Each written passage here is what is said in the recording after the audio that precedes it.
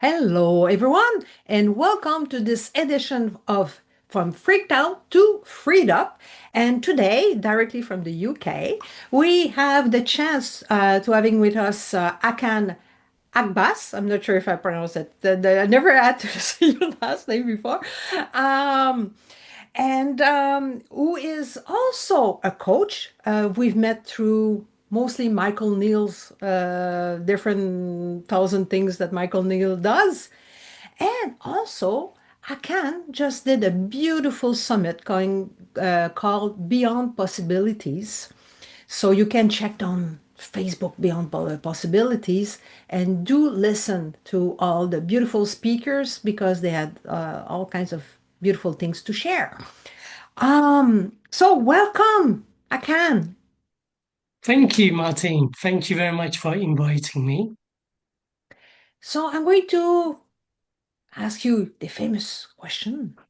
The famous question, yes. Famous question. So how does have this understanding that we have from the inside out? Three Hmm. principles, health realization, the 50,000 times the names it had over the years. Inside out In- nature. how does having this understanding, this life understanding, how does that change the way you react to stress, to anxiety, to I was going to say bad things coming up Hmm. yeah, I was going to say something else. Bad stuff coming your ways. No, because life is lifing. So how does that help you? Wow, yeah. I've been thinking about this question, and in all honesty, I don't give it a second thought. So it's like uh, the, the best way I could put it, when I look at my life for 6 years ago, my life was very, very different. So my life was anxiousness. Uh, my life was victimless. It was like struggle. I was like pushing up if you can imagine pushing a boulder up a hill. I deserve more. I can do more. I can achieve more. But so hard work. Um, and I was the type of person where the good times when they were going good, I was always waiting for the bad thing to come across. It's going to happen. The the thing's going to hit the fan. It's going to happen. And I had this anxiousness. Now, if I had explained this anxiousness to someone else, I'm sure they would have said, "You've got anxiety." But I saw that was who I was. Mm. That's me. That's my anger. This is how I'm like. This is I'm anxiousness. You know, there's this famous saying in the personal development world: "Know thyself." And for me, it was like, what's my strengths? What's my weaknesses? What am I like? My characteristics, labels. That's who I thought I was. And that's how I went through life. I went through life like reacting a lot. So when I came across this 3P understanding, it was like as if I came home. It was like kind of for 25 years of my life, I was on and off this personal development bandwagon. So I'll go on it and go off it. And the personal development bandwagon would say, create goals, do visualizations, do affirmations and stuff. And I found that to be so hard work. However, I knew the mind played a part on that. Um, so for me, the principle, once I got it, was like, oh, yes, that's what I always believed to be true. But they know better than me. They know better than me. They're the gurus. So when I discovered the principle, it was like coming back home. Um, so at this particular point in my life, um, I don't, I know the principles, they're always working. I don't navigate my life in alignment with it, but I have the awareness and it's like I've got more freedom now. So for me, when with this understanding, it's like yeah, and a sense of freedom, a sense of calm, ease. You know, um, I give you an example. There was a time when I was at work, and there would be an email from one particular person, and I would just see her name and maybe the subject, and I'm thinking, oh my gosh, what is this person going to want? And I would have think it's that person. It's everything then. When now I'm like, yeah, it's my thinking about them. And it's that create makes me it feel so real. So um, I get I can get caught up in my thoughts. And the beauty of this understanding is that um, even though I'm got caught up in my thoughts and things, what I'm thinking appears so real, it's not the case that I have to automatically change my thinking and fix that. You know, it can go. I could change it. I've got the total freedom to do whatever I want. So I don't know if that's really answered your It sort of it question. does. It does. And you said it is well, as we were talking about another famous three-peer called Jamie Smart, Uh, and he called it subtractive psychology. yeah, Because uh, all those old, like you said, no, do this, do that. No, the personal yeah, development world, do your affirmation in the mirror and write how you feel and this and that and the other. And I met someone who he was doing that a couple of hours a day. No, just to mm. be able to go out the door. But when you know how you work, you don't have to do that anymore. So you just reminded me of something, right? So I've been with my partner. We've been together for about 6 years. It was around a pandemic we met. Um, she is half Australian and half Austrian. She came from Australia to here. She was working for the Commonwealth at the time, so we was going out. And there was one point where I had so much thinking and was like, oh my gosh, am I the right type of person for her? Because she's the type of person who hangs around with ministers and government people and stuff like that. I'm an account manager oh my gosh, is she going to stay in this country? Is she going to go? She's got elderly parents there. Oh my, I had all of these thoughts. Am I the right person for her? Is she the right person? I, and then I just stopped and I said, look, do I enjoy being in her company? Do I like being in her company? And I was like, yeah. And at that point, I made a conscious decision just to be present to what shows up. If I stayed in that racing type of thinking, we wouldn't be together. We wouldn't be. And then to top it up, I've got a younger daughter, right? From my previous marriage. So, there's that. Is she going to get on with her or not? What that's going to be like. So it We're was a good case of making just, movies, aren't we? yeah, exactly. Exactly. Yeah.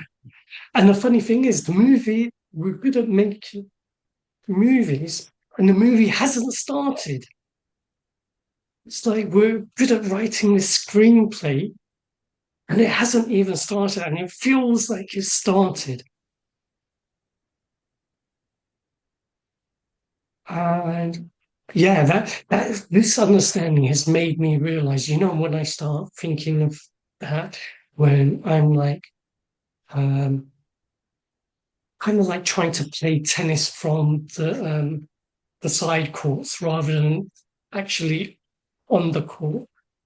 It's like, oh yeah, I'm I'm in the side, not in the game. Um, Yeah, our mind is calling 911. Like that's the way you were talking.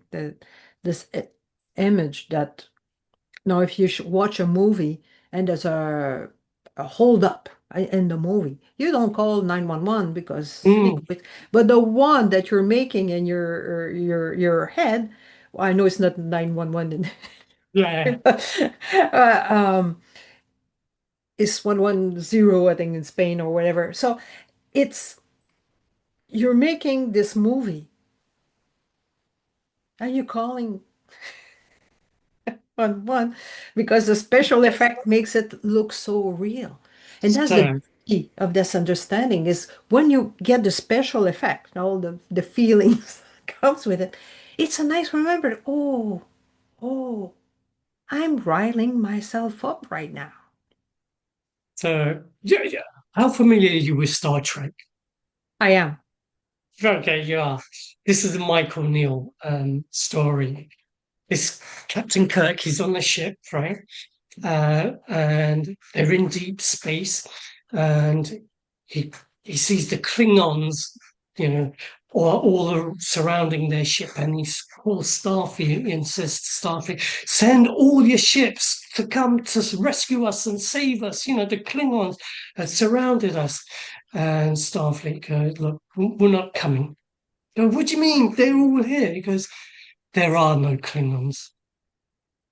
There isn't Hmm. any there." It's like, oh yeah, there isn't anything like that. But that's the beauty, and that's why we're trying to convey here, is that don't Yeah, believe everything you think. yeah, And yeah. you're going to think, so no judgment if you do get caught up. Ah, but waking up to the fact that you're making it. So for a couple of years ago, my mother, she passed away, and before she passed away, it was kind of a really challenging time. So it was challenging in this respect. She lived on the third floor of a converted mansion. There was no lift. Hmm. Um, and I would always tell her, look, you should move out, go to somewhere on the ground floor. And she came to the point where she couldn't really get down the stairs. And I had to look after and support her. Um, and I was in this thought storm, like, you know, if only she had moved, if only she did this, if this wouldn't have happened, this wouldn't have happened. And that appeared so real to me. Those circumstances, those situations where the uncomfortable feelings I was creating was the thinking about all of those things. Um, and then it really came to a point, and I watched a lot of Keith Levin's videos about the single paradigm, and that sort of really reinforced how the power of thought and thinking can have a real hold on us, because in that certain situation, circumstance, it's so easy to think, yeah, this is the exception. This is real life here. And then about 3 weeks before she passed, everything, the only thing that mattered was the time I was with her, the time. Everything else didn't matter. It didn't make a difference. She didn't move or whatever. You know, it's Um, we can, this is what I believe, we could deal with things in reality, like what we're experiencing right now. But when it comes to dealing with things like in our heads and it hasn't happened in the physical world, that's a challenge.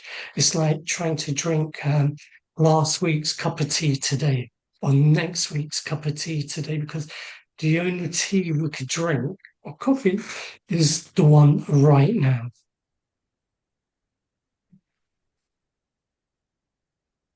So There's I only think, now. yeah, I think the principle has given me a greater appreciation of this moment, this right now, because I think it was Teresa Walden, she said, none of us is going to get out of here alive. And the only thing that we've got is time remaining. And do we want that time to be one that we wallow in our own misery? Or do we want that to be of quality? Yeah. And that's it, this particular moment because, you know, I'm incredibly lucky and blessed that I'm one of the few that who get to live and I get to die. So, to experience this.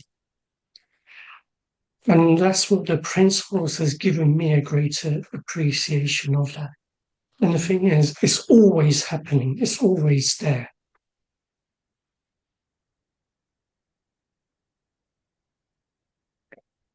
Thank you very much, Hakan. Thank you. And if people want to find you, where can they find you? Oh, they can find me on Facebook. That's my home at the moment. Um, I don't think there's a lot of Hakan Akbas or with a Superman. Well, then again, that may change, but you know, even if it changes, I don't think there's a lot of us around. I'll put your Facebook and the Beyond Possibilities Facebook. Oh, cool. Yes, that'd be awesome. Thank you very much, Martine. Thank you for your wisdom. Oh, thank you.